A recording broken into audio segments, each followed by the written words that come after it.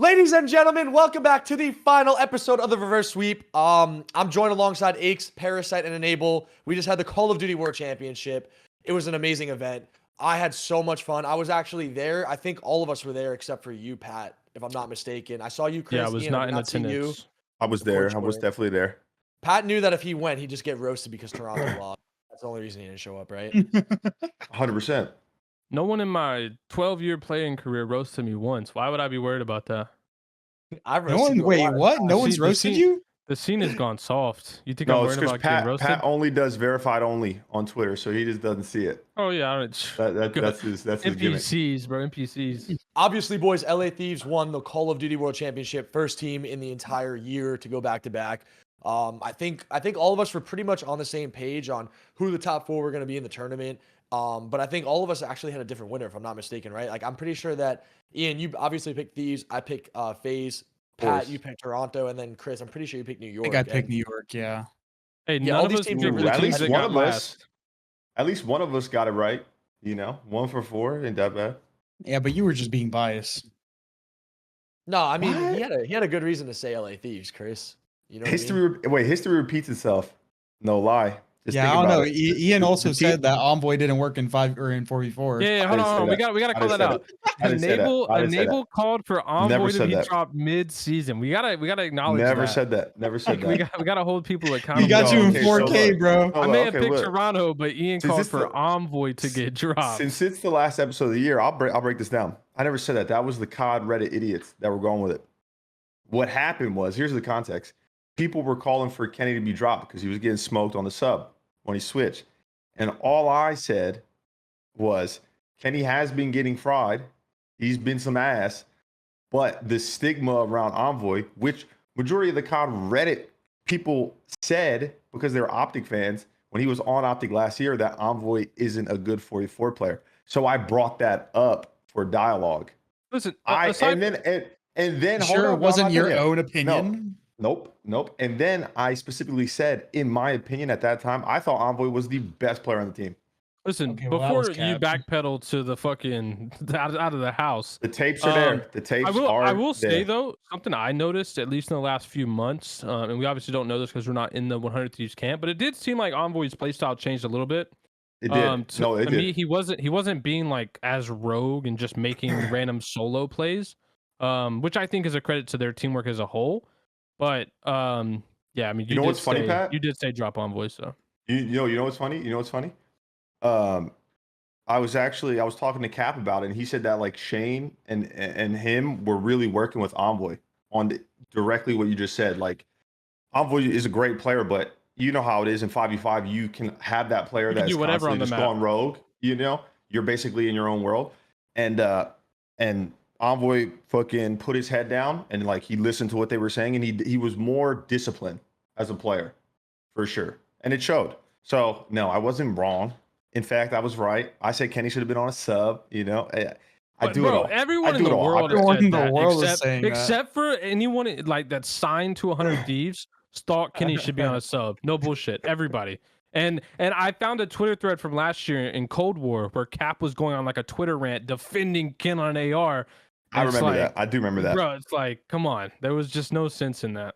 Kenny, I think, owes his entire roster Everybody. reparations for the last couple of years. That Bro, champ check, he had Timp on a he's gotta go to sub. that. He had Timp on a sub. I mean, we gotta show love though. Ken was on one because it wasn't pretty in the beginning when he was on the sub. It took him a little time to get comfortable, but bro, he looked like World War II Kenny all over again. I want to ask you guys this because this is something I really thought about, and I knew I was going to bring this up because I was watching the finals back from our room. It was me, Capsule, and Zed. We're just watching the hotel because we were like up late or whatever. But we were watching them give out the MVP, and they gave it to Ken. And obviously, I think Kenny is the best player on LA-FaZe, and I do think he is the most impactful player if I was to pick one guy on the team. But I don't understand like the terminology behind the MVP, and I feel like they change it every year. Like last year, I thought it was a BZ won it because he was the MVP of the final, and then I thought that this year it was going to be the MVP of the final as well. But they said the postseason MVP, which is like, to me, like I didn't understand the terminology behind that. And it looked like everyone was kind of just shocked. means champs. like only for Yeah. the entire event.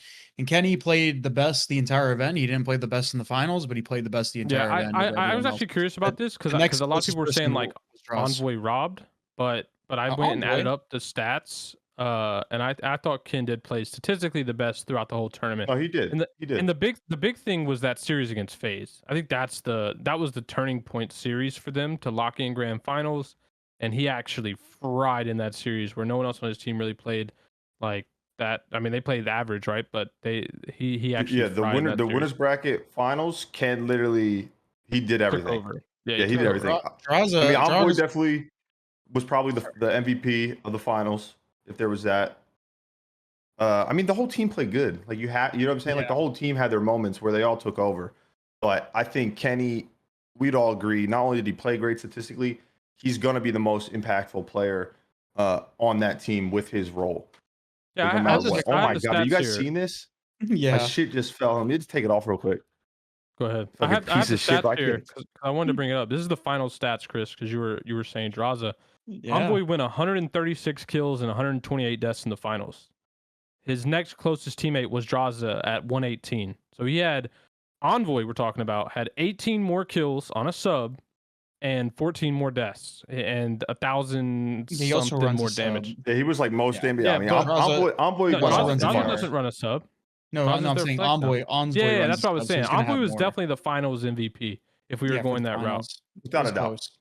I was just more so saying that, like, if I were talking about the entire event, I think Drazah was a close second to Kenny. Drazah had a 1.6 going into Sunday in Search and Destroy, and he ended with like a 1.5, 1.4, high 1.4. He was second in KD. The only guy ahead of him was a person that basically played like one match.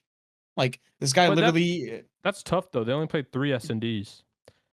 That's why the KD did. conversation's always hard. LA-Thieves, when they to make it to Sunday, they only played 3 searches. Like Yeah, no, but in the that's why the finals, they- in KDs the- are always weird now because the Yeah. brackets are so small that the sample size is so much smaller. That's why when we were talking about like Cell, Yeah. granted Cell had a hell of a tournament. Like his KD is so high, but like the sample size is just so much smaller Yeah, than it used They to be. don't have like pool play. Yeah, and it's all not. that You stuff. don't got pool play and into the we rounds. Yeah. had a 16 team bracket, not a 8 team bracket. Either way, I think over the course of 6-7 maps, like S&D maps, like holding a 1.5 at champs is fucking nuts. Which is, I mean, like we talked about their S&D being like, I feel like the main reason these guys literally started becoming a force, being able to win events. And like, if you have a teammate who's dropping literally a 1.5, like on average, and in this S&Ds, like this guy's literally guaranteeing you a map too, which is like what they were doing. They were winning like 3-0. Like, you had a guy literally winning you map 2 by himself, basically. Is what It's it felt also like. like it's also I like wouldn't the say by energy it himself. brings. Well, you though. know what I mean, but like Oh, his KD team. was just absurd in the game mode. Drazah has this like I think a lot of people don't like Drazah on the internet, it seems, right? Which I take that with a grain of salt, to be honest with you. But like you and I both know Zach very well, Chris, and I talk to him a lot, and I know that you really like were there with him since the very beginning when he was competing in Challengers. So you have a lot more history, and you actually I think teamed with him too. But he has this undeniable confidence about himself, and some people mistake it for being arrogant, but he does have. Believe me, like I know that he has his own accountability, and I know that he demands the best out of himself, but he's also not delusional. And I think that there's this like certain energy that he brings to a team that kind of elevates all the guys around him. Like even Sam as well, the way he's been communicating with his team over the last 2 tournaments, his comms have been some of the best comms I've ever heard in Call of Duty. So if you got him calming the way that he's calming, you got Zach just hyping up the team all the time, dropping like a 1.05 throughout the entire tournament on a flex, just constantly filling lanes and getting aggressive, winning your fights and getting everybody hyped up. That's the energy that you need, right? Like that's the energy Yeah. you need if you're going to win that entire tournament. And obviously like I've never done it yet, but Chris, you've done it before. And I think half of the battle is obviously the preparation and the skill and having the right group of guys. But then the other half of it is like, let me show up on game day and take what's mine. And I don't think every competitor has that not only mentality, but I also think a lot of teams don't have that exact dynamic as well. I think some teams do. I think teams like Seattle do. Obviously, FaZe, the top 3 that were there, even New York, right? But I don't think some teams have that same confidence in not only themselves but each other. And I do think that's important to know. I think we're in an era where like a lot of people kind of like mistake that whole like confidence and that like almost like that arrogance for like a bad thing. If we go back to the beginning of time, right? The beginning of Call of Duty, a lot of the great players at the time that were, winning world championships and dominant at certain points in time were those players. Look at Pat. Pat was cocky as fuck. That's So what I was was gonna I. say, Chris. I was gonna Killa, say right? Drazah is like the personality of Pat. Well, not Pat I think Aches. I Like, think like the he's got that problem. natural. Oh, I He's was just about pride. to gas you up. It's Pat's about just to the gas you pride, up. Go bro. ahead. It's Go ahead. pride. Drazah has the personality of when he's on your team, you absolutely love having that type of player. But if you're playing against him, you absolutely despise him. Like that's how Pat was his whole career. You know what I mean? But it's like if you have that type of personality naturally, it could really be in your advantage to go all out and use it As and get long in as you other can people's back it heads. up, as long as you can Yeah. back it up, then it doesn't matter. And another thing is there's different ways, there's different like ways that a lot of these players exude that like confidence factor. Like for example, like you might have the outspoken players like Pat, myself, Draws, like that type of era of player. And then like you also have, the calm, cool, and collected, but like confident players like Sid, for example, formal. Like all those players that like you just know, like they just put on this face where they're like they're gonna come into that match like Yeah, like they're confident as locked hell, in, they're like cold they're blooded. locked Yeah. in pred, like yeah, like all those players. I don't think that for people that hate on draws, I mean, I get it, if you're a fan of certain teams, but like, bro, I would much rather have these kind of storylines than none at all. You better be grateful that some of these people still have the balls and the personality to come out and do stuff like that. Because if not, we'd be some cookie cutter ass fucking esport. GG, go next, like boring as hell. Like, I think a big thing, Chris, and you kind of alluded to it, is the pride aspect. I think it's hard nowadays when everyone's making the amount of money they're making guaranteed, right? Like that the same level of pride and like and money. I mean, back then that's all we were playing for. Like it was two things. It was pride and it was money. And that was it.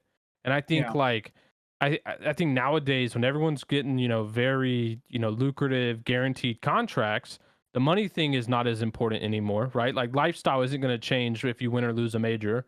And to the pride thing, like if you look at how many like less tournaments there are, and the fact that like we go year to year, where you have a different team winning a major, like I think that pride element falls down a little bit. But to your point, I think you're right. I think it's something that has to be had in our esport for our esport to be as successful as it can be.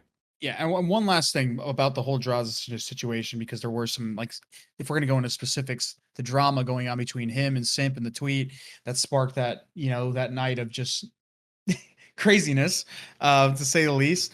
Draws and Simp and FaZe Camp like have had points in the season where there was beef. There was a lot of like shit talk that you might not have seen on the timeline. I know for a fact because Draws told me. There was, for example, a scenario where like FaZe was basically calling out like Draws for snaking when they have selling him on their team, who obviously does that. And like the snaking argument's already stupid in hell, but like it's just like there was just beef. There's just prior beef. So like he went and dug for that tweet that Simp was saying he was shitting on them, and he fired back. And like, granted, you got to show respect to Simp and stuff like that. At the same time, just because Simp has so much reputation and so many accomplishments, doesn't just give him the right to fire at people and not have them, fire back. I don't know. Speaking of fire I back, think Chris, people, yeah, go I just ahead. want to cut you off really quick, Oh, Chris, no, you're because I think fine. this is important for us to get this out of the way at this point in the video, because if we keep talking, I know we're going to go on a tangent for 15 minutes, but I just want to say, like, on behalf of all of us, the reverse sweep this year has been incredible. And if we could get to 1,000 subs on this one episode, reverse sweep, we'll be back for next season in Modern Warfare 2. We obviously love making these podcasts for you guys. And we want to continue doing these moving forward, and we want to get more creative with them too, have some good storylines to talk about. And I think we've had some great ones this year, guys. And I think what we're talking about right now is super important. Like Simp, he's seen as, if not the GOAT, one of the best players. But look, man, it doesn't matter if he's one of the best in the world. Like, we still got to hold him accountable too, right? Like nobody's safe at the end of the day. Like, unless if you're literally winning every single tournament, right? So, guys, if we get 1,000 subs on this episode, Modern Warfare 2, reverse sweep will be back. Continue your point, Chris. I was just Bring saying, the man, flag, like baby. I you like got that. you got to be able to take the heat if you're willing to dish it. That's all it is. So he's not immune to that factor. I know people are biased and stuff like that, but listen, I respect Draws for being able to stand up for himself. That's something he's always done. Going back to all the way in the MW days where he was talking shit to Exceed or whatever. He's like 3-0'd when it mattered. You know what I mean? Like he's got a good head on his shoulders. He's very confident, very good player, super underrated. I'm glad he was able to win his ring. I agree. Yeah. It was well deserved for all of them, to be honest. And it just makes it more entertaining. I know you guys already kind of talked about everything, but dude, let there be some sort of rivalry in the scene. It makes it that much better. You know, now there's 100%. storylines for next year with LAT and FaZe and, you know, whatever else Speaking of that FaZe, will happen in the future. FaZe had a rough year. I mean, they had a successful year They if had you're a looking good at year. early placings. Bro, they had the Not a good best year. possible. They had the amazing year. second best possible year they could possibly have had. Like, think about it. Every event they got second. They couldn't have done better unless they got first at every tournament. Like, to me, they had a phenomenal year. I was looking at the prize money earned. They basically, and I don't think this has ever been done before, almost got like tied the LA Thieves in prize money earned on the year, and LA Thieves won the major, like, or won COD Yeah, Champs. they Like, won too, yeah. every year, the team who wins COD Champs is like far and away more in prize earnings than any other team, and they were basically neck and neck. So it's like, yeah, I think they had a phenomenal year, especially when you consider how much we know those guys didn't enjoy playing Vanguard. So, but I want to get your guys' thoughts. Why the fuck did they choke so many damn series? They got second 3 motherfucking times. They could have win one. Uh, Like, It what do just you be think like it that was? sometimes. Was it their map pool? Was it something about the team? Was it somebody struggling all season? No, I I think just sorry, good. Chris. No, I just think like OpTic in the beginning of the game was the best team in the game because I remember vividly us talking about all of this. I think OpTic was just the best team at the time.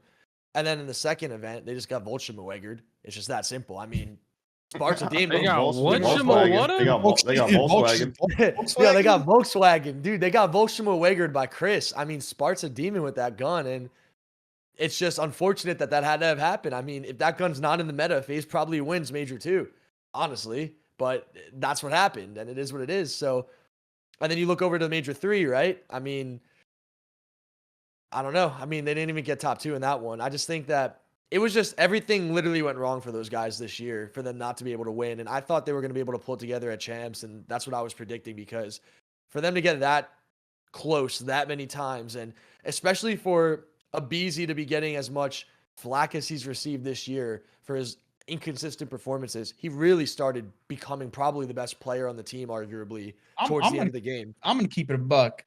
I know a lot of people like to say, yeah, BZ at this point in the season, RCD's this, RCD's that.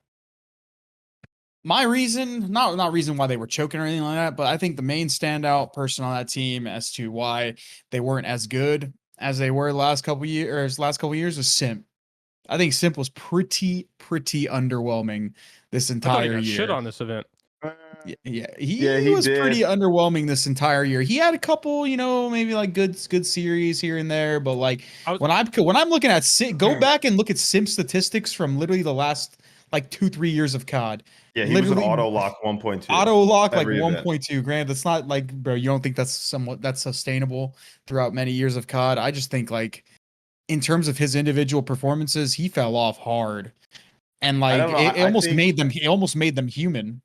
I think you could blame Vanguard. All the pros obviously didn't like the game. I think when it comes down to it, though, to be honest, they relied solely on talent. And like you said, Chris, they had players on their team that were just lackluster in multiple finals, multiple events. Well, like I don't think they played the game as optimally as they could have. Like I don't think that they actually understood, or maybe not even understood, but they actually put in the time and the work and executed. Yeah. Because, bro, that almost just good. Oh no, I was just gonna say, because that's what happens, right? If Simp drops a 0.8, it's gonna be hard, especially when you're relying on your talent to win you games, win you series. And you look at all the winners this year, they knew what they were doing at each different time period. And Yeah. Atlanta FaZe, it just seemed like they were all talent, no sort of actual good foundation with how to play Vanguard, how to play each map, each mode, et cetera, et cetera. You know what's crazy? That almost begs the question, like how far their talent has actually carried them. It's not like it's a bad thing to be that good, but Oh like yeah, I it's mean, typical. It's typical that they're all so individually good that they can just all like you don't really have to have this super hyper level of teamwork to be able to like win them series. Because you look at even other games, like they're all just superstars in their own right. As soon as they start to falter in the superstar category, and in my opinion, Vanguard is a game that almost like negates talent. Like you could still Everyone be can good be and good at talented at Vanguard, Vanguard, bro. but Everyone everyone else can is be just good as at good as it. you. Everyone can be super good at it from an individual level, but like, people are human in this game. While you go look at Cold War, there's so many like things that you can do to abuse movement, your health pool, I think the time like to the kill matters guns, the the time to most. kill, etc. Right? Yeah, no, I agree They with you, were a Pat. finesse team. Like that. That's like Simp and Abizi are literally like their whole career. Like they were just finesse guys. Like Yeah. I think they weren't able to do that in this game. But Chris, I wanted to go back to what you originally said about Simp underperforming. I think there's been a massive catalyst for every single one of them except Cell this entire year. When we go back to, I don't remember the specific majors, but there was 2 finals where Abizi got like super smoked in the finals. He had like a neg 40 series. Here Yeah. at COD Champs, he fried in the yeah, finals. he was had doing the it best, all. He had He the was doing it best stats of any player in the lobby, and then Simp obviously did not play well. I think aside from Cell, every single person on that team was just massively inconsistent this year. And I mean, I'm not gonna blame the game fully, but I think the game does play a massive part because of the play style that these guys are used to playing and the style of COD they're used to playing. I personally feel, at least from watching, you can't master Vanguard to the extent that you could other CODs, right? Like you can't flawlessly play a map. There's been a couple examples. I think Gava 2 is one map where it might be the best example of all the map pools. But otherwise, like there's a little bit of randomness to this game that I think hurts them a lot. And when they don't get the chance to play maps like Bocage in every series, I think they just, that inconsistency can hurt them a lot. I have a question for you guys.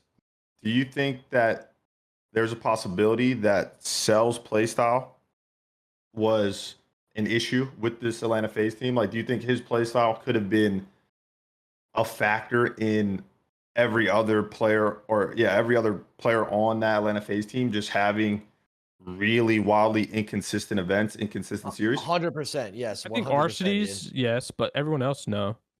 I You- don't you think know, Cell's I- playstyle is affecting Simp and Abizi as much. I think it was affecting Arsities though, right? They switched mid-year. They switched roles mid-year. Yeah, no, that's why I brought it up, because I mean, I agree with you, Pat. Sorry, Doug, before you go. It's just I look at Vanguard, the way that it was quote unquote mastered, it was very similar to like Advanced Warfare. And I guess, I mean, realistically, you could say a couple other CODs, but where it was simply just all pacing and trading and playing bully ball. Like you couldn't really like outsmart and like really flip spawns and actually pressure other teams. It was just about you being with your teammate, getting in a gunfight, getting the trade no matter what. And trading, it just yeah, felt like it was like a tug of war the entire game. Exactly, and I feel like Like that's why all your initials LAT were was slow. so good. You look at Yeah. LAT when I was watching the last 2 events, every team they went up against, it literally just looked like LAT was playing bully ball, and they didn't give a fuck what they were doing on the map. They just hit the front of the hill. It didn't matter. They were just timing their nades together and getting trades. Where every other team looked like they were playing so much more slower and trying to be more methodical, and they were just wasting time. Right? They were just wasting time. So I don't know. Maybe Cell's playstyle could have had some effect, but I mean, Well- it makes you think, because in their MW year is pretty similar. Granted, I think they won an MW. they did. They had a very similar year where they were just basically second to Empire. Like, granted, it was in multiple teams. They were just second to Empire the entire year. It felt like. I think it's mainly their play style as a team just does not work as well in like low time to kill games. Like you look at the games that they were good at, I'd agree like with that. Yeah, I'd agree the with that. Tiny Terrors and Colt and Black Ops 4. That game, you just hit doorways together. You would hit lanes together and just gun people down and trade and stuff like that. Cold There War, wasn't bully ball in Vanguard. You couldn't there play was no bully ball. You actually had to I go feel like there kind of was though. I feel like LAT not in the style that they play it though. Like the time to kill advantage to be able to finesse your life. Like you get seen, you get dropped. Like that's how Vanguard played European out. bully ball, not NBA bully ball. Like a little I bit don't more know if that's finesse. the best example, No, but yeah, like no, because like European players got more finesse. you aren't able to NBA. throw a shoulder and slide away in Vanguard. Like That's true. you just aren't. That's fair. You get melted. It's just the style of the game. The way- And the way when I you have see it, play Pat- styles the way they play, it's just not as possible. Think about a map like Tuscan. Like if you look at it overhead, it's a very 3-lane symmetrical map, and it seems like it's great. So imagine it's like a P1 to a P2 on Tuscan, and you're spawning P3. The other team is going to set up for you to be hitting through P5 door, which is like very logical. But if there's like 5 seconds on P1, a guy can hit around P1 and go side church. You could spawn up and you could chow top church and jump up through middle and break through middle. You could go through bottom church. I mean, you don't always necessarily have to go through P5. So I think that there is not only one way of playing the game. I do think it's a giant trade fest, like Chris and Ian said, and I do think Cell's play style definitely did hurt the team at times. I mean, it's not normal or good for one player to constantly drop a 1.3 if you don't win. That's not good. Like, I don't care what anybody says. I think Cellium is literally, if not the best player in the league right now, one of the best players in the league. Top 3 Yeah, he's easily, disgusting. but you can't have a that doesn't 1.6 mean- in a series yeah, and lose it. like, And that doesn't mean at all the your same team has time- 0.8s. Yeah, like that doesn't mean at the same time that like just because he's dropping these 1.3s, he has some of the best awareness, best gunny, best movement. Dude, if he's literally not running first at times for the team, it's going to show. And he's never the first guy. He's always going to be the last guy. He's never going to bait for his teammates, which I'm not sitting here trying to say anything bad about Cell as a player at all, other than the fact that pacing can sometimes be a problem. And yeah, like when I see Arcides has like 3 kills on the map and then Cellium's at like 17, it's like, I feel like Alec is the one who's just running first in the bad situations half the time, and then Cell's just getting easy cleanup kills because that's just the way that this game is going to work. And that's why give I and think- take. Yeah, like that's why I think Alec got so upset after they lost, telling people, you know, like you guys saw the tweet, right? Like I definitely agree with what he's saying because the stats really skew the way people think about things, and it's something that really bothers me because I don't think that this FaZe team has any issues. I think they're one of the best teams in the world, and Cellium and Arcides are some of the best players, but like on a game like Vanguard, you see with Thieves, right? When they're winning, you don't just see one guy dropping a 1.2 and everyone else is just shitting the bed. It's usually like everyone's kind of even and equal. Like Well-rounded, yeah. Yeah, Envoy's taking his routes here and there. Kenny's his entry man getting his sub kills, right? Drazah's always putting a constant pace on the map at all times. And then Sam is keeping up with them. Like, it's not always Sam, the last guy, the last one alive. It's always Cellium left in a 1v3. He gets 2 and he gets traded. It's like, yeah, he's going to have a 1.5 because of that. Like, he's really talented. He's always going to find that kill. So it just seems like to me, FaZe never was able to put it all together. And it's so disappointing because, like we all think, they're a dynasty and they're going to be here next year and they're not going to go anywhere. And They're disgusting. they're still going to be a top 3 team. So it's going to be interesting to see what they try to do with Cellium and Arcides going into the new COD. Maybe the play styles and maybe the game will be the exact same. And I mean, maybe just things will go their way. I mean, that's really the way that I see it with FaZe. Yeah. I think you're spot on. I think it's crazy that with everything that we just said, though, too, is like this is their worst of having a year, second, third, second. Yeah. Like, you know what I mean? Like, it's unbelievable unreal. what they're doing. But I think that maybe, their play style and just the way they approach the game, that could have been one of the major reasons why they weren't able to get an event win at all this year. Terrible year, guys. We made 1.2 mil and not 2 mil. God damn it. Tough. I mean, it could be worse though, right? I mean, It could be They way could've worse. just- They could They be could like have some had- other teams. Yeah, they Could be could have played- OpTic. They could have placed OpTic. Yeah. I didn't want to be the one to say it. Thank the Lord. Could be OpTic. Yo, make a super team and Well, we could Shit the talk about bed. them. What happened to that team? Because they came I out don't- hot. I don't want to hear the injury thing, bro. I think regardless of whether Illy had an injury or not, this team performs the exact same way. they were the same team Period. with Proloot than they were with Italy. Yeah. Agreed. Well, I Shit, think. I there think, was moments they looked better with Pro Loot. Well, I mean, hey, look, we said that too, and obviously we don't know. Nobody will know because the OpTic camp is very, closed mouth on if Illy's like fully healthy or what, or if he has to get surgery and all this, whatever the case may be. But I'm pretty sure we all said it like when Proloot was a sub that they're waiting for Illy to come back, but they're not. It's not going to change that much. Yeah. And of course, we got cooked. People were like, "What? Illy is such a game changer for this team." Blah blah blah. And he's not a bad player at all. But like, that was the easiest read. We saw it from a mile away that like you're not just going to get Illy back, and all of a sudden your team is going to be dominant like they were in the beginning of the year. But I think we could say the same thing that we were kind of saying about FaZe, with just their play style. You know, it worked in the beginning because the game was so new. Teams finally understand how to play Vanguard at least Bro, better. Dashy don't move on the map, bro. He just sits in the back of the spawn all game.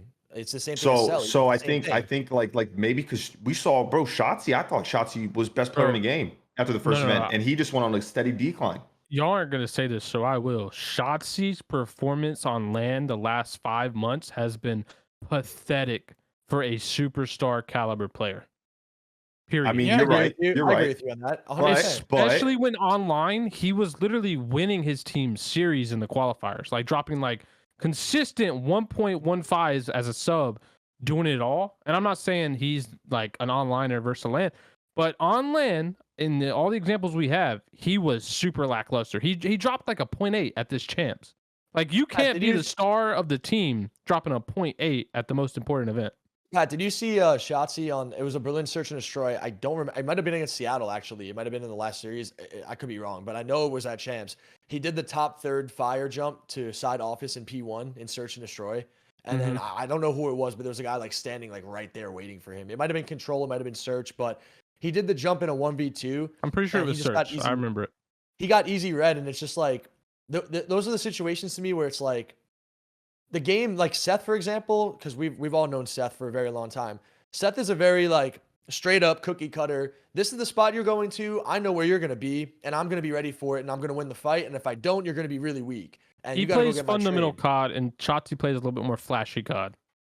Exactly. And I think sometimes when you play on LAN, that just doesn't translate. At There's just times. no Like, I'll be there's just no innovation out of the OpTic camp. Like they just literally like besides Shotzzy, even though he's not playing good on an individual level, like that guy will actually like COD nowadays is more reactionary than it is like strategic. Like you can get away in older games with like doing this every time for this rotation Straight up and outplaying doing, your opponent. yeah, straight up like just playing the game out supposed to, going from point A to point B. This is how you break shit. This game is not like that. People prepare to be broken from point A. People prepare for this scenario and this scenario. Like they're not going to just let you go around the back. They're not going to let you go around do what you want.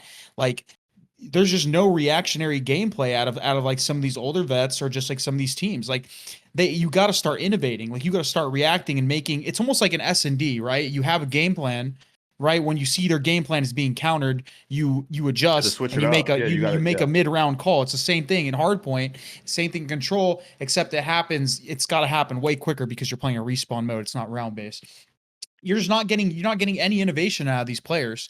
Like this wasn't a bad thing or a shot at like Nato or anything, but like Scup is like a better Nato. Like Nato is always one of those players, goes to the same spot every time, super talented. He'll win those fights in that one spot, but like he's not gonna do anything else. Like he's gonna do his thing. You could like hard and counter that's him it. easily. You if- can if you hard prepare, counter yeah. him. Exactly. So if you prepare for a team and you see the way they like to play something, there's very few teams that are going to be able to kind of just like adjust to that situation. OpTic is not one of those teams.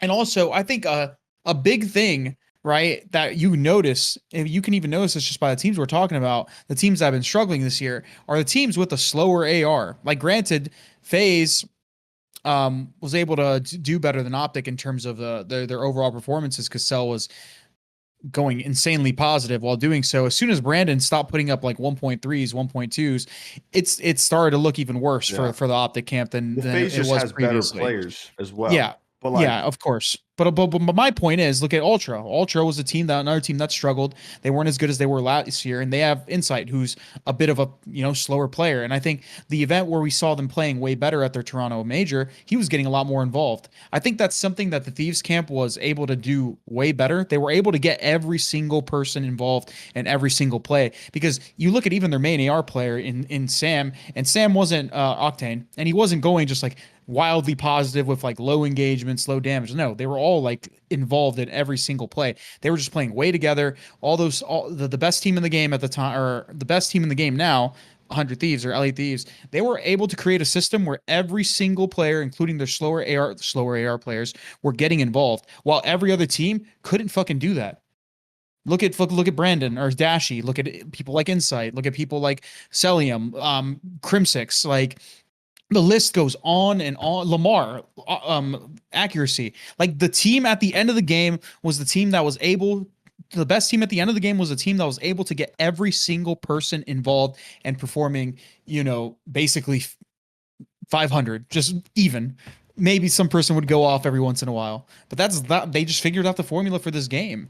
It doesn't work when you have a guy like putting up low stats and low KD in this game, or what I mean, low engagement. No, yeah, I mean your main AR. It happened a couple times too. This event where we saw a bunch of, and my bad, Dave Patty, but a bunch of Dave Patty stat lines from a lot of main ARs where it's just like saw it from Zinni in their series. Every AR went through it. It's not even like I said Dashy before, but it's not even just Brandon. Like you're right. It's every AR. It seems it's either like the AR is just not involved enough, or they're too fast like Clayster and they're dropping like 0.8s because they're going too fast. And maybe it's just a problem that a lot of players just couldn't figure out and teams just couldn't figure out because it's hard with but the I game. don't even know what you need to honestly. figure out. Sometimes it's just you just gotta either hit a go button or just be in a better position to be impactful. Like, It's bro, easier you said than done, can't. though. It technically it is, and obviously hindsight is 2020, and maybe in the actual games themselves, the players don't feel like maybe they're not getting into as many engagements as they need to be. But I don't care if you win the series or you lose the series. You should not have a guy that has like 20, 30 less deaths than the next closest person on his team. It doesn't matter what role you run. And obviously on the opposite side of that too, you shouldn't have 30 to like 20, 30 more deaths than the next highest on your team. Unless there was like an anomaly where they're in the hill for like 3 minutes or something. Yeah. There's obviously some specifics. You're right, Pat. But like, you know what I'm saying? Like, Yeah. Clearly that tells you is that your team is just not on the same page. The pacing is horrible. And like, you're never going to be able to really go toe to toe and win an event at the Not end in a of the game like this. I mean, in basically any COD, at the end of the game, when all the teams master, no, Not necessarily. In games like Cold War, for example, where in my opinion, we've been away from this traditional. Think about it. We've had a traditional spawn system in World War II and Cold War, and that's it in terms of the newer boots on the ground hybrid, games. bro. Yeah, and even not the spawn system. I wouldn't say the wasn't spawn as good system as was. World War bro, it II. doesn't matter what Okay, game. It doesn't but- matter what game it is. At the end of the game, when all the teams master that game as much as they can in that time frame, you just cannot afford to have that happen because it doesn't matter what game you're playing. I'm gonna disagree with you in terms of the games. I think that's so Ian, wrong. and that's because you came up in the era of jetpacks. You didn't play BO2. You played the jetpack. I mean, games. I played World War II. I played Ghost. World War II, the people that won, Grant, you were one of the best teams on that team. But bro, you had Lamar in that game, and Lamar was a slow player. Like, granted, he probably had a lot more kills and engagements because it's what Pat said. A lot of the time, it came down to because he was the hill soaker. I'm saying that you can't have an AR that isn't milking time, letting your players push out. Well, not yeah, of doing course. anything on the map. That's what I mean. In World War II, you literally could be a hill soaker. Like, you could pull out the armored class and just. You could do it in Cold Yeah. War II. You could do it in you could do it Yeah, in but that guy literally. was the guy running trophies. Like, You it's the guys same know what I'm thing. saying, Like, though. you're You can't making be a kill main AR. right. Oh, yeah, You're Like, using examples. that's what I'm saying. You're using examples where you could intentionally do that. You couldn't intentionally do that in Vanguard, and if you were being useless. Like, I think that's what Ian's trying to say. That's a better way to put it. There wasn't an intentional role that like Dave Patty was going into, and he was just going 70 for 70. But like in I'm Cold holding War, spawns the whole time, like Black Ops 2 shit. yeah. Oh, yeah, that's or yeah, like that's throwing fried. trophies in the hill off every spawn and trying to soak time, or running the perks to soak time. Like Vanguard, it was everyone had to do it all, right? Like that's just how of it kind of course. felt all year. That's what I'm saying. In these types of games, you can't Okay, do that. that shit. I'll give you that. That's fair. But I just feel like most of the games since I've really been playing have been like that. Obviously, like Black Ops 2, and I'll even say World War II. You could add that in there. I just feel like at the end of the day, there's still players that actually just kill their ass off instead of trying to win a chip, and it doesn't make any sense to me. Oh, I don't get it. It makes me There's so sick, dude. There's a huge difference between like being like really aggressive and getting into power spots and like slaying, and then there's a big difference to like getting to spots and being useless, or just like intentionally watching over your teammates and just like letting them die. There was like this is actually funny. Letting your boys get pieced. Like there was a clip for that I've watched of Celium that someone actually pointed out to me in a scenario where his playstyle was detrimental. And I'm gonna tell you exactly what happened. What clip was it? I feel like I might have seen this clip. Someone on your team showed me it. And it was a clip of Gavutu where all of FaZe was spawning back rock on the treehouse hill of Gavutu. And Celium came off spawn. Yes. The treehouse? Yeah, you're talking about P4, Yeah. right? I just wanna make Yeah. Sorry, I just forget the P, whatever, the order, whatever. But yeah, you see, they're spawning on the back rock by the beach, right? And they have to go. They're on the back side of the hill, spawning on that rock. You know what I'm talking about? Celium spawned up, and he was one of like the first 2 people to spawn up, and he was just holding his L trigger, pre-aiming the outside rock like alley that people could like wrap around to get to the back side of the treehouse hill. You know what I'm talking about? So let's say, you know what I'm talking about, Doug? I know exactly what you mean. He's holding. Yeah, It's so called, he's jungle. just holding It's that on his nades, jungle. Yeah, He's holding it, and everyone on his team is just running up to the hill, dying. And LAT are just consistently winning the trades. And it goes back to what Chris was saying, where if you play a certain way, where LAT just made that back alley useless. They didn't even peek it. They just kept he was basically staring at ghosts and winning the gunfights. But like that's what I'm saying is like, bro, I would have died 18 times in that clip, Chris, trying to get on the hill before he moves. And it's just like shit like that may seem minuscule and not that important, but in the grand scheme of things, that's everything. And that's like, why players like Abeezy have those -40 series, because of situations like that. Like you see it running in the hill getting 4v3'd. Dude, you see it a lot. Like there's no world where a player like Abeezy, who is literally, especially in this type of a game with the slide cancel engine. Simp as well too. Yeah, like Abeezy specifically is if I had to pick one guy in the world to break a camera and win a 1, I'm picking Tyler Abeezy. Simple as that. And if this guy's going -40, that means that if I'm not knowing how this game works, I'm thinking that this guy literally is the world's worst COD player who doesn't know how to win a gunfight. But clearly he's literally the best in the world at it. So if that's happening, when he's doing that, yeah, he could be off his game, but like that just tells me he's getting double teamed. Like all the time. It could be a combination though, Chris. Usually, because I've had those -40 series multiple times. I've even had it on main stages against the best teams in challengers. And I can tell you from a player who's been in that situation, it starts off with those little microsecond timings where they just don't go your way. And then it goes with players not moving on the map, and then you go on a little death streak, and then you're spawning into another death streak, and it's just a cycle. And then you're psychologically not on your game anymore, which we've all have players. We've all been hot, we've all been cold. That's just the way that this game punishes you. So it's super important, like we talked about, to get everyone on that same page. The cycle, man. But I think we've all came to an agreement that it's not even exclusive to FaZe. It's not exclusive to OpTic. I think both teams basically struggled for the same reasons. They just failed to get their pacing right. They failed to get every single player involved. Some teams more than others. I think we're in agreement that FaZe just has simply more talented players. Sorry, OpTic fans. FaZe players individually are just better. And they were able to get away with playing the worst play style and still placing that high, which is kind of nuts. But yeah. Before we move on, I have to bring this up. Because I was just curious, so I was scrolling through all like breaking points, like like the series KDs and stuff like that for all the matches, and just listen to this. And I'm not hating on Cell. I think Cell was the MVP. I think he's an unbelievable player. Does he have his faults? Without a doubt. Every player has their faults and their strengths, whatever. But bro, in the winners finals when LAT played them the first time. Oh yeah, I know. LAT's deaths. So first off, no one had a bubble 1.0 on LAT besides Kenny. He had a 1.31, absolutely dominated. But LAT's deaths were 61, 62, 66, 65. Okay? Atlanta-FaZe's were 66, 72, 48, 76. I don't know how that is possible. I just don't. That's the series still had the 1.6, right? For the dude, 1.63. Dude, that's some stat padding. I'm gonna call it Cell was stat padding hard here. I'm looking at this right now. If you guys pull this up, this guy Celium has the most damage, positive 30, 1.63, and they got freaking smoked, bro. Like I'm not gonna say he's intentionally stat padding. I just he's not. He's just overly playing his life. That's all it was. Yeah, it's like if you look at damage and kills, he was right on par. Like damage and kills, he looked like it made sense, but death wise, he was just not dying. He was. I'm gonna tell you right. I'm gonna tell you right. I'm gonna tell you right now. We go back to Cole where he plays like that.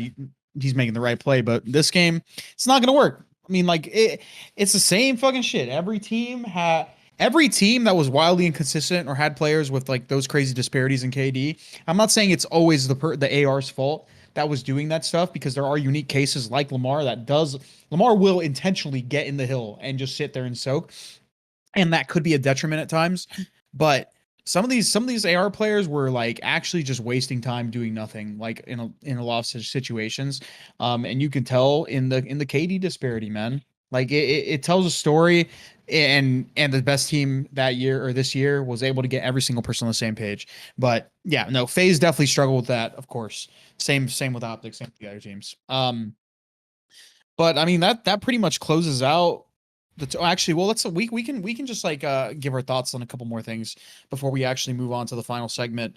Thoughts on Seattle while we're talking about Lamar for a second, Pat. I know you weren't high on them in the season. They ended up getting what, third? I think they had a impressive. They had a good season. Impressive season for having two rookies. I think they got lucky. It was that impressive. I'm gonna say that. Like in when you Vanguard, look at their Pat? What, Pat? Look at their season. I'll read you their season. This is all the tournaments. $0 earned, $0 earned, 20,000 earned, $0 earned, 200,000. They won the major. Next event, $0 earned. They got last, and then they got third at champs. I think. Wait, what were their placings though? What, like, so I know they got 9 through 12. 9 through 12, 5th, 6th, top 16, first at their major, top 12, and then third. They were just up, down, up, down. I think like they were the epitome of like the inconsistency of Vanguard. Like to go from first at an event to dead last the next event, back to third, and right before they won their event, they got dead last at the event prior. Like they were literally worst, best, worst, top 3. Like that to me is ridiculous. I mean, honestly, I would put them behind like LAT-FaZe, OpTic. Like they probably the 4th best year. Well, yeah, I mean they won an event, but well, that's what I'm saying. Like that's not a bad year.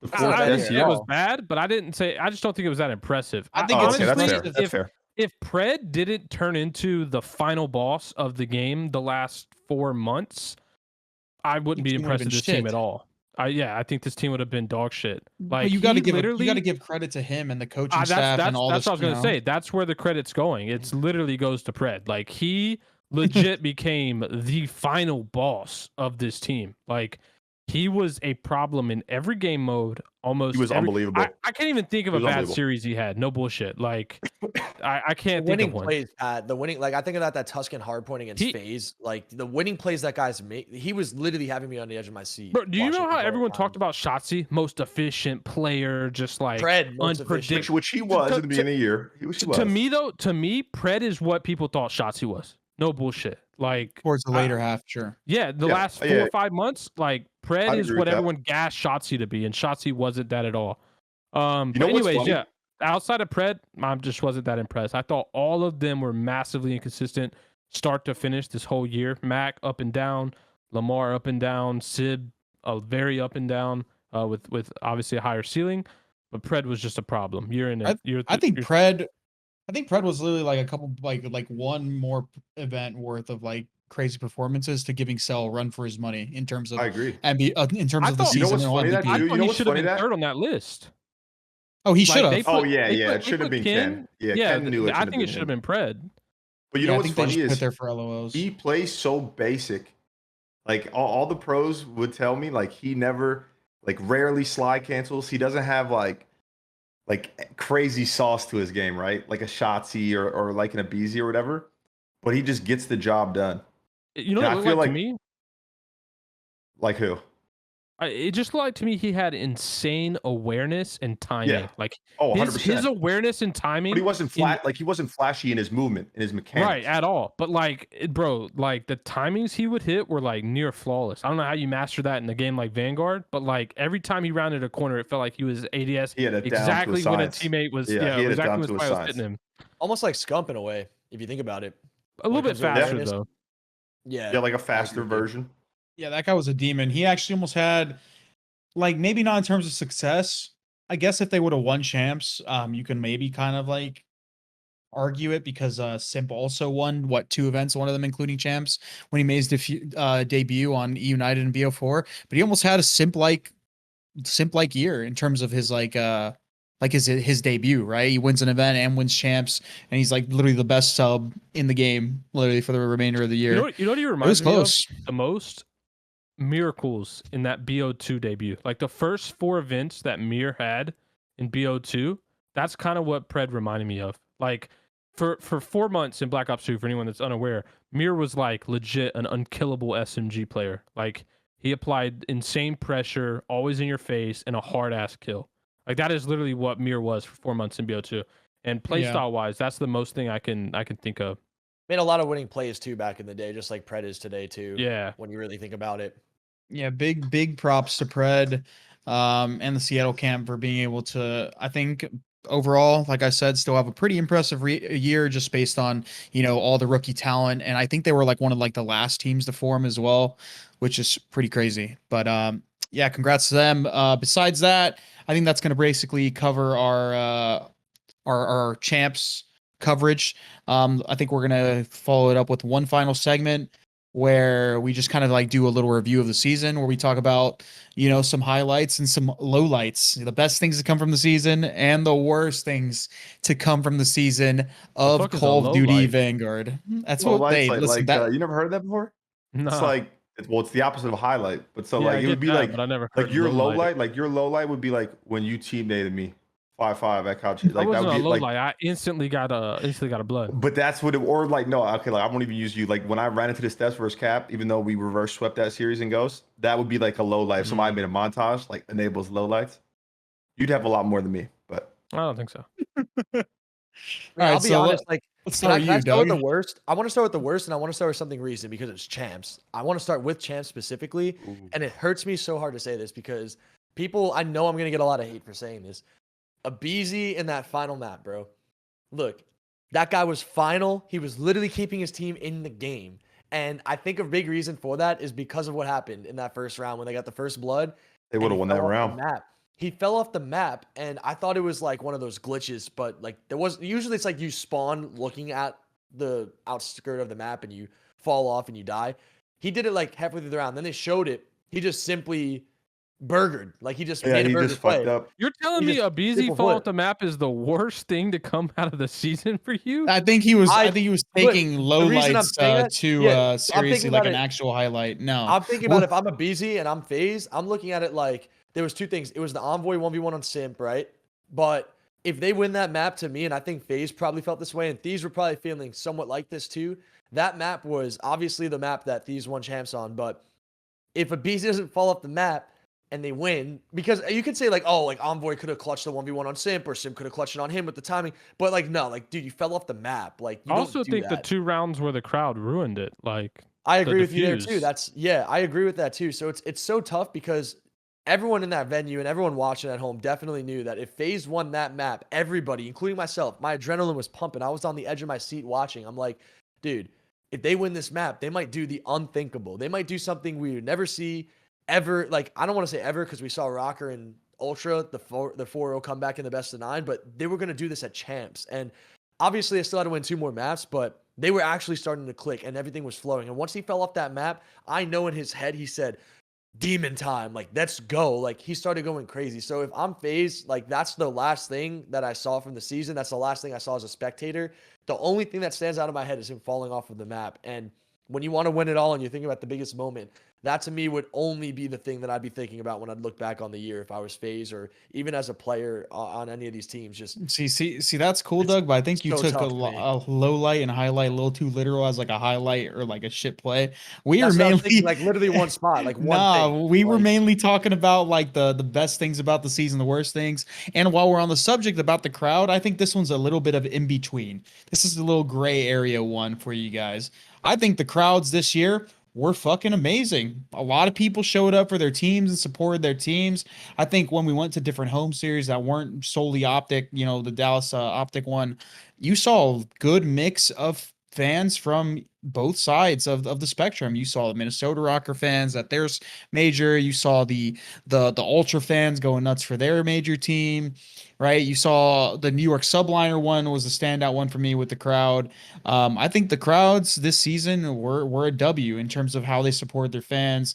the cheering and all that stuff. I think the events were amazing.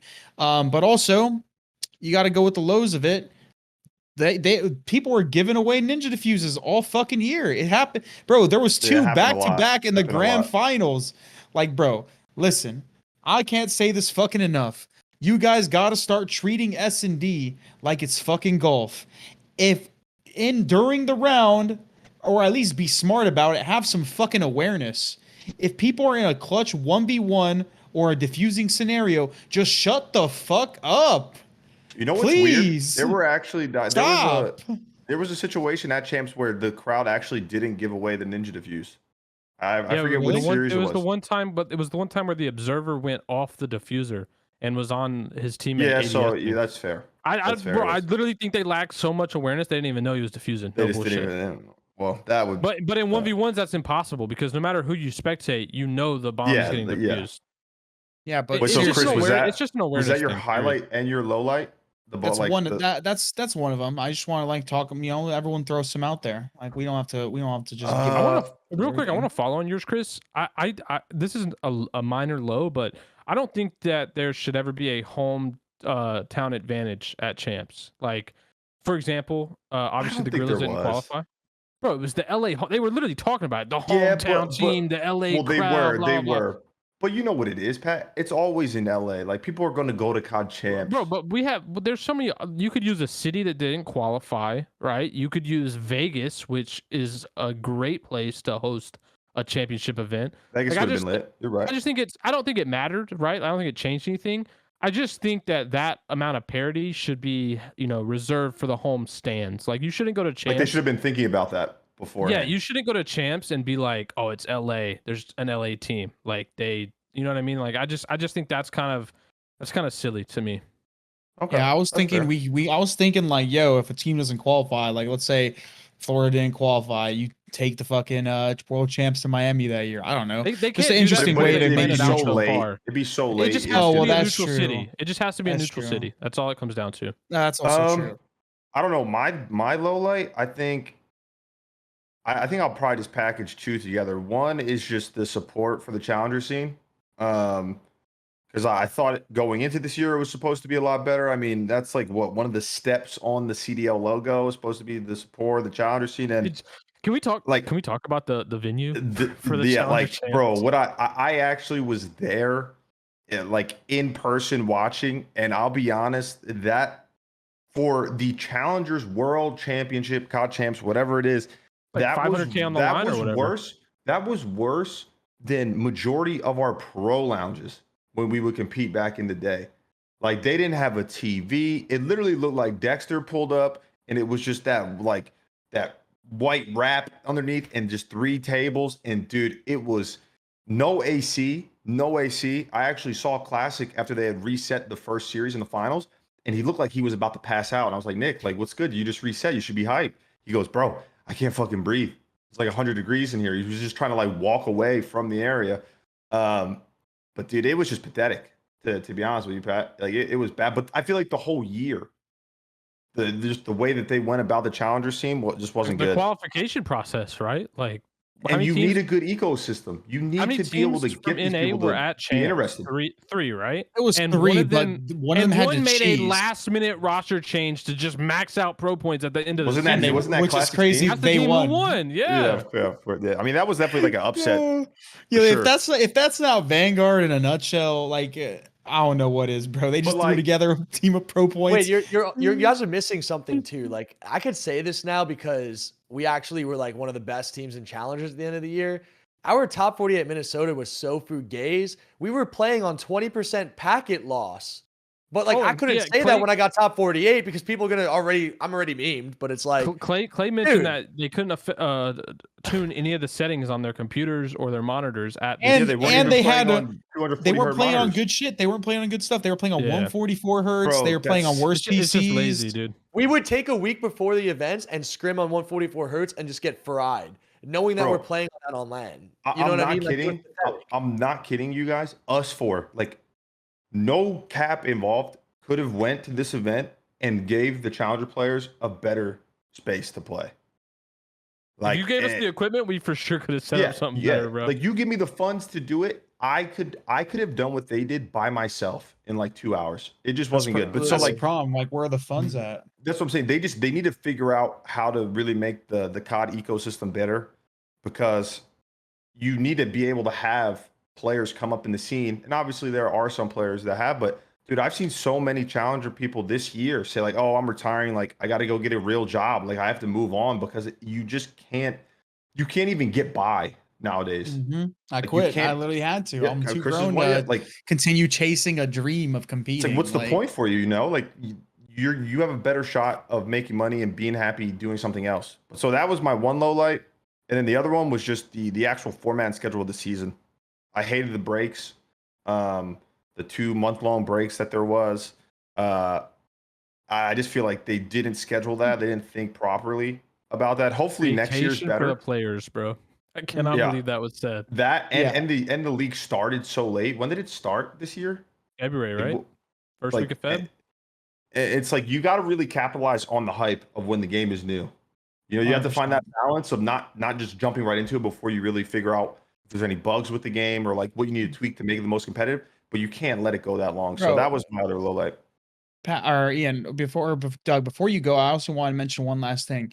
So, one of our producers, Dan, he was like talking about the breaks and the viewership, and that reminded me, the viewership for the majors was really good for the majors and champs. I think the viewership What was the for highest those view tournaments. count?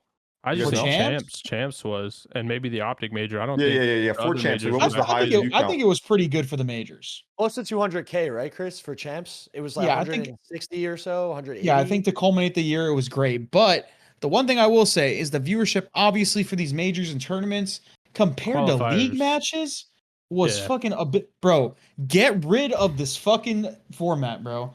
I'm done watching league matches. No one fucking cares. I don't care how many points you put into them. I don't care if you put some. What was that thing? The money matches. What was it? What were they called? Bounties. The matches. bounty Bounties, yeah. matches. I don't care what bounty you put up there.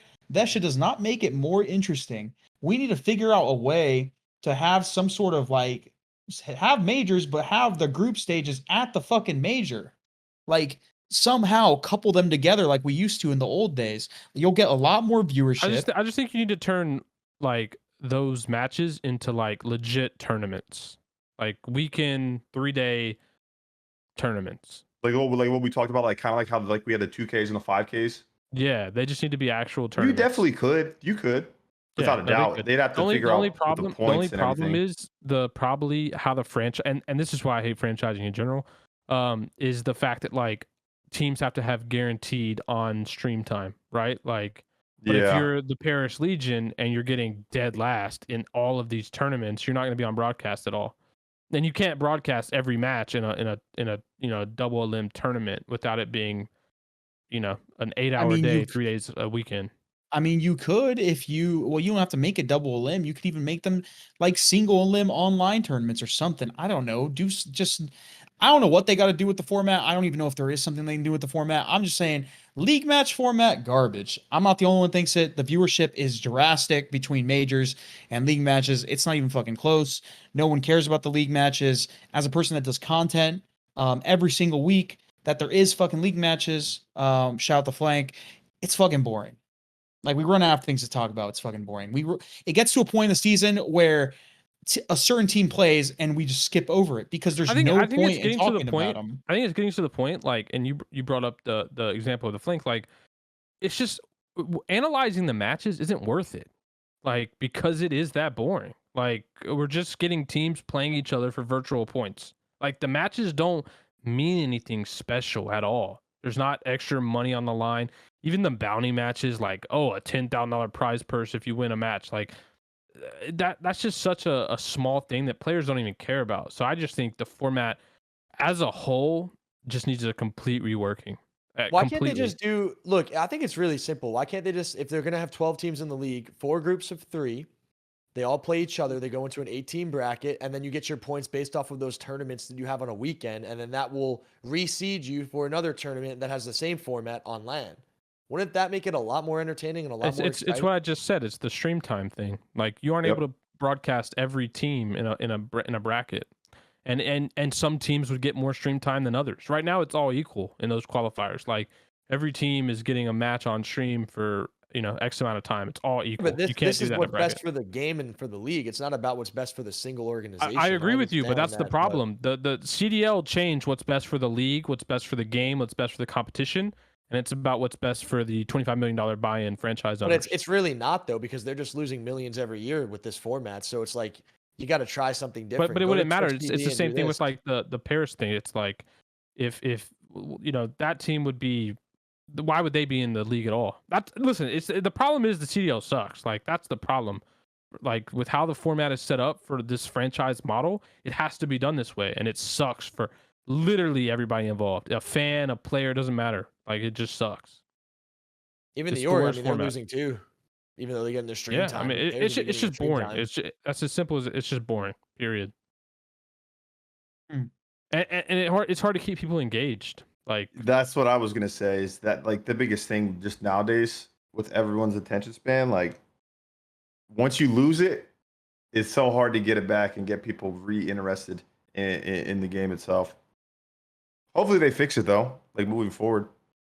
yeah, but I think the problem is it's year 3 now. Not a single change has been made. I don't think year 4 or 5 is going to be any different. Like we saw what happened year 1 when like everyone was in outrage about how that was set up, and they made the change to at least have the homestands be different. But it's like that's the biggest change we've gotten, and that was because literally org owners, fans, like your grandma. It was about to be a was riot. It was complaining. about to be a riot. Yeah. I think it's You rough. guys, do you guys have any other highlights or lowlights that you guys might have? Any highlights, Pat? Any good things that you have to say? Oh wait, I got a about highlight this before year? Pat goes. LAT going back to back, and they All right, got get the out of here. world Get out of here, bro. championship. Get My out of man here. Get out of Chance here. and Octane. Hey, wait. This guy's We biased, talk about man. that though. We talk about that. If they would have lost that finals, Ken would have been the only player. He would have been by himself with 3 second place finishes at COD Champs, which would have been That an would absolute be heart. That's an horrible. absolute heartbreaker.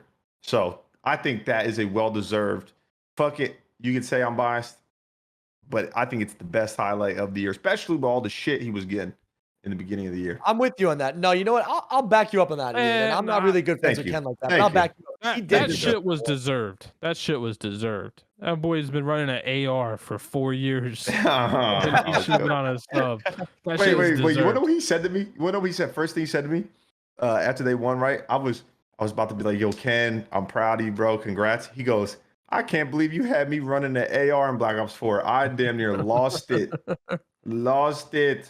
That boy Didn't you was guys He had back me to on the Song automatic. Vision Post. He had me on Did you Song guys- Vision Post. Didn't they boot Pharaoh off the team because they had Ken, Yeah, they want they Kenny wanted to to run run the the AR? AR. Yeah.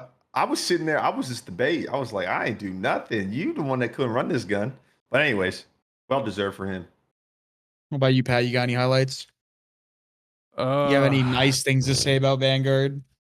Not really. I think- no more questions for Pat. I mean, this didn't affect me, but I think the fact that there was a different winner each event was probably interesting for the fans. I mean, I didn't really care for it. I like to see when there's a skill gap that a team can dominate if they're the best and have the best talent. But I think for the fans, at least, like having something interesting in that element of like a new winner each month or whatever it was something they probably enjoyed.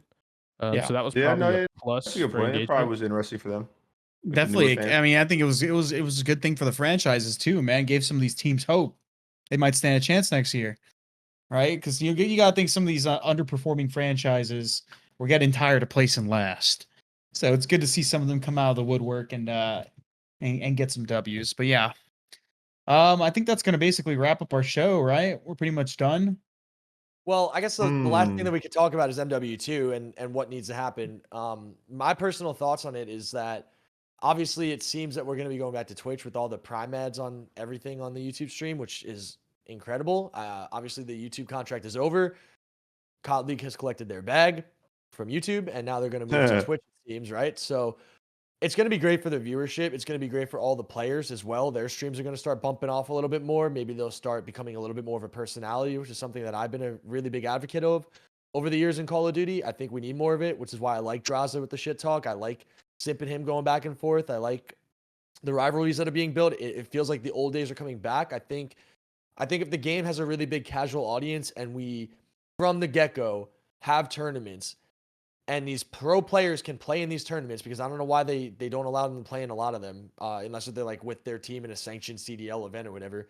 We need these guys to be superstars. We need these guys to have bigger brands and followings. So if we could capitalize on the casual viewers that come into MW2 early in the year while doing it on Twitch TV, I think that we could set ourselves up for a great year with Modern Warfare 2.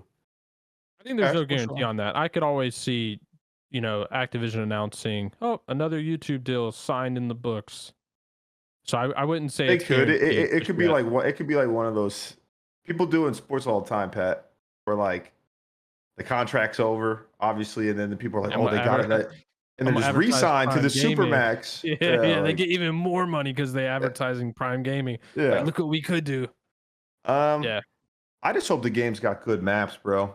I really do. I think the last 2 games specifically with MW2, the maps have just been horrible. Horrible to watch, horrible to play on. And hopefully they have color, which supposedly they do. Supposedly the game itself is going to be way more vibrant, but I just want good maps. I don't care about anything else, because anything else you could like kind of fix. The maps got to be good. Yeah. I mean, I'm gonna stay I'm gonna stay neutral and just think we're just gonna get a game very similar to how Modern Warfare 2019 was. And that has me less than optimistic, just from a competitive standpoint. See, I wasn't a big fan of MW 2019, but compared to Vanguard, I didn't mind it. And the one thing that MW 2019 at least had going for is the casuals liked it. So I mean, at the very least, I think the it's casuals liked it play- because it was so new, though. Like, it was something different. I don't know, like even during Cold War, like that people played that game. Yeah, it was the Even most during, popular like- COD, but that's what I'm saying. It was just like because it was different. Like, think about what it came off of BO4. It was the end of like Specialist, and it was modern. I think everyone likes modern games. Like, no matter who you are. Like, I think we've kind of learned that this like older era is just outplayed. Like, and I think Yeah, World modern War is II just the era way to go. blows. Yeah. Like that shit is sleeper, man. But I think I'm optimistic that at least it's gonna drive traction back to Call of Duty, because I think this game kind of killed it. This isn't even from a competitive standpoint. I know they're gonna have Warzone 2. They might, apparently there's a rumor they might be doing some like Escape from Tarkov like rip off game mode, which I guess could be fun to fuck around on. Well, that's For the kind of people that are still worrisome, wouldn't you playing. say? Like, when we're talking about driving engagement back to COD, like, to me, I don't think the cross pollination is there as much as we think. Like, if this new, supposed Tarkov mode is really popular, or Warzone 2 is massively popular, I personally don't think that's a good thing for COD esports, right? Like, I think the 6v6 arena like game, like the multiplayer version Should be of the COD, main. Should be the main. right. If Thing. it's not the main, then it's like the side thing, which means it's going to get the less attention from devs and everything else. And I think that could be a negative, because I don't know if we'll ever go back to the days of it being the main thing, just because I think arena shooters in general are just like not super popular anymore. With like the casual gaming community, I think people like appreciate the battle royales. I mean, look at Apex, look at Fortnite, right? They started this whole trend. They appreciate the battle royales and these like simulator things like Tarkov. They're also pretty big. I think the multiplayer stuff is just slowing down a lot, like from most games. I don't know if it's just the way the times go. It does suck, but I mean, I'll take people playing Call of Duty in any capacity over not. And if I don't know if we're ever going to get something like that where it's just competitively focused. I don't think they'll ever take that risk, but I don't know. I'm just glad we're done with Vanguard, because dude, it can't get any worse. Like, there's no way it gets any worse, bro. Like I just really think hope that take doesn't age like milk, Chris. I bro, really Ian, do. Ian, I just think of that window on Tuscan in the middle of the map, jumping up to top fire, that window.